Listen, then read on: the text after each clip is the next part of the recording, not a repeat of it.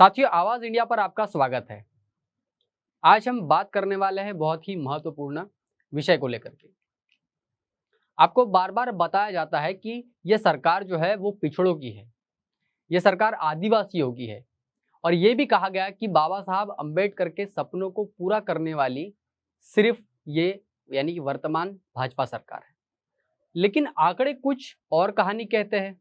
आंकड़े कहते हैं कि आपको दरवाजा दिखाया गया है लेकिन वो दरवाजा बंद है। बात करते हैं केंद्रीय शिक्षा राज्य मंत्री सुकांत मजूमदार। इन्होंने संसद में जो जवाब दिया है वो जवाब आज बहुत ही महत्वपूर्ण है। 30 जून 2025 तक ओबीसी के स्वीकृत 423 प्रोफेसरों के पदों में 340 पद खाली है। एसटी यानी कि शेड्यूल ट्राइब के 144 में से 100 पद खाली है। एससी यानी कि अनुसूचित जाति के 308 में से 197 पद खाली है। कुल मिलाकर 875 स्वीकृत पदों में से 657 पद खाली है। अब सवाल यह है, क्या ये 657 पद जो खाली है ये सिर्फ नौकरियां है या ये वो 657 बंद दरवाजे हैं जिनसे एससी, एसटी और ओबीसी को भारत के बौद्धिक और अकादमिक केंद्रों में घुसने के लिए नहीं दिया गया है या नहीं दिया जा रहा है? आंकड़ों की गवाही क्या कहती है, आइए जानते हैं। ये आंकड़े राज्यसभा में सांसद मनोज झा के सवाल के जवाब में पेश किए गए। यानी कि कोई मीडिया रिपोर्ट नहीं, कोई एनजीओ का अनुमान नहीं, सीधे सीधे सरकार के आधिकारिक जवाब में दिए गए ये आंकड़े हैं। साथियों, ओबीसी के 80% पद खाली है, एसटी के 83% पद खाली है, एससी के 64% पद खाली है। आप इसे समझिए कि अगर किसी क्लास में 100 सीटें हैं और 80 सीटें छोड़ दी जाए तो क्लास में आप दावा कैसे कर सकते हैं कि आपको समान शिक्षा दी जा रही है? फिर भी बड़े बड़े मंचों से बड़े बड़े दावे किए जाते हैं कि हम ओबीसी की सरकार है, हम आदिवासियों की सरकार है। और कुछ लोग कहेंगे अरे भाई, भर्ती प्रक्रिया है, इसमें वक्त लगता है, इसीलिए पद खाली है। लेकिन पद खाली रहने का मतलब सिर्फ नौकरी खाली रहना नहीं है, ये प्रतिनिधित्व का सवाल है। अब सरकार खुद को ओबीसी की सरकार कहती है, आदिवासियों की सरकार कहती है, डॉक्टर बाबा साहब भीमराव अंबेडकर के सपने को पूरा करने वाली सरकार खुद यह कहती है। तो सवाल यह है, ओबीसी की सरकार में ओबीसी के प्रोफेसर कहाँ है? आदिवासियों के सरकार में आदिवासियों के प्रोफेसर कहाँ है? और अंबेडकर के सपनों की सरकार में एससी यानी कि शेड्यूल कास्ट के प्रोफेसर क्यों नहीं दिखते हैं? सवाल बहुत ही महत्वपूर्ण है साथियों। क्या ये सिर्फ 657 पद सिर्फ नौकरियां है?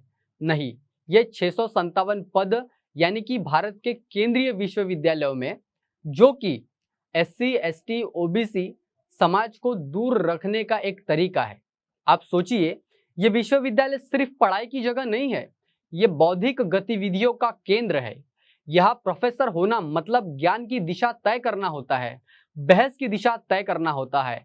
और अगर 80% ओबीसी, 83% एसटी और 64% एससी पद खाली रख दिए जाए तो क्या ये महज लापरवाही है या एक रणनीति है? ये सवाल आपस में अपने आप को झकझोर देता है। सरकार के ओबीसी के नेता, आदिवासियों के नेता, दलितों के नेता कहते हैं कि नरेंद्र मोदी के नेतृत्व वाली यह सरकार ओबीसी, एससी, एसटी को सबसे ज्यादा प्राथमिकता देती है। तो प्राथमिकता का मतलब क्या हुआ? प्राथमिकता का मतलब यानी कुछ नेताओं को मंत्री बनाना है या आदिवासियों का सम्मान कर सिर्फ एक आदिवासी महिला को राष्ट्रपति बनाना है? क्या इससे आदिवासियों की तमाम जरूरतें पूरी हो जाती है? क्या सिर्फ दलितों का सपना मतलब बाबा साहब अंबेडकर की तस्वीर पर माला चढ़ाने से पूरा किया जा सकता है? आखिर ये आंकड़े चुपचाप संसद के पन्नों में क्यों दबा दिए जाते हैं? क्यों टीवी के स्टूडियो में इन पर बहस नहीं होती? क्यों बड़े बड़े एंकर इन 657 खाली पदों को लेकर के 9 बजे बहस नहीं करते हैं? क्योंकि सवाल बहुत ही महत्वपूर्ण है, क्या इस देश में एससी, एसटी, ओबीसीओ को इन खाली पदों से दूर रखने की ये कोई नई साजिश है? हम बार बार कहते हैं कि ये सिर्फ नौकरियां या पद खाली नहीं है, ये प्रतिनिधित्व का सवाल है, ये उस भारत का सवाल है जिसका सपना बाबा साहब अंबेडकर ने देखा था। अब आप सोचिए, ये सरकार सच में ओबीसी, एससी, एसटी की है या उनके नाम पर सिर्फ राजनीति करने का एक नया षड्यंत्र है? आरक्षण खत्म भी नहीं होगा और आपको राजनीतिक मंचों से बड़े बड़े दावे भी किए जाएंगे और आगे कोई दिक्कत भी नहीं होगी। देखिए, हमने आरक्षण तो दे दिया है, लेकिन क्या यह आरक्षण वाकई में भरा जा रहा है? क्या 657 जो पद है ये आने वाले भविष्य में भरे जाने वाले हैं? ये नया तरीका है आरक्षण को खत्म करने का, लेकिन कानूनी तौर पर नहीं बल्कि व्यवहारिक तौर पर। नेताओं का मुखौटा और उनकी असलियत, आइए जानते हैं। सरकार के ओबीसी नेता, आदिवासी नेता और दलित नेता कई बार कहते हैं कि मोदी जी ने हमें सम्मान दिया है, हमें मंत्री बनाया है, हमें राज्यपाल तक बनाया है। सवाल यह है कि क्या प्रतिनिधित्व का मतलब सिर्फ कुछ नेताओं को बड़ी कुर्सी देना है या कुछ नेताओं को बड़े बड़े पदों पर विराजमान करना है? क्या आदिवासी समाज का सम्मान सिर्फ इसी से तय होगा कि आदिवासी महिला को राष्ट्रपति बना दिया जाए? क्या बाबा साहब के सपनों का जो भारत है, उनकी जो पूर्ति है, सिर्फ उनकी मूर्तियों पर पुष्पमाला और माल्यार्पण करने से हो जाएगा? सवाल 657 खाली पदों पर चुप्पी का है। सबका साथ सबका विकास कहने वाले मोदी जी और भारतीय जनता पार्टी इस पर क्यों खामोश है? राष्ट्रीय स्तर पर अपने आप को राष्ट्रीय मीडिया स्थापित करने वाला तमाम गोदी मीडिया चैनल इस बात पर क्यों खामोश है?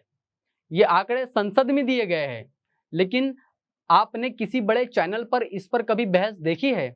क्या किसी के प्राइम टाइम पर इन आंकड़ों का कभी जिक्र हुआ है? क्या किसी ने इस पर कोई सवाल पूछा है? क्योंकि मीडिया का काम तो राष्ट्रवाद बेचना है, धर्म का डर बेचना है।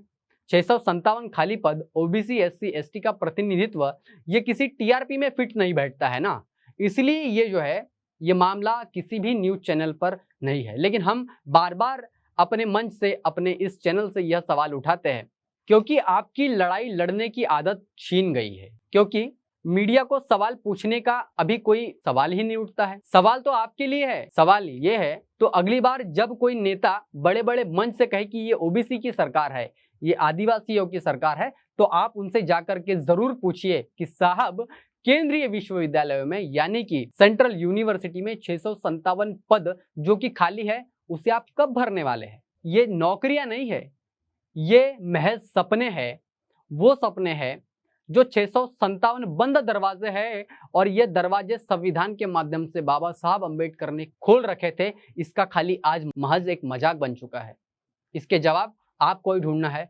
पूछिए, सवाल जरूर पूछिए अपने उन नेताओं से जो कि आपके समाज का होने का जो चोला पहन रहे हैं। आपके वो नेता है या कहलाते हैं, लेकिन आपके सवालों के जवाब देने पर वो खुद को रिस्पॉन्सिबल और गैर जिम्मेदाराना वो ठहर जाते हैं। अंत में बस इतना ही। अगर आपने आवाज इंडिया को सब्सक्राइब नहीं किया है तो जरूर सब्सक्राइब करें। बने रहे आवाज इंडिया के साथ में। तब तक के लिए धन्यवाद।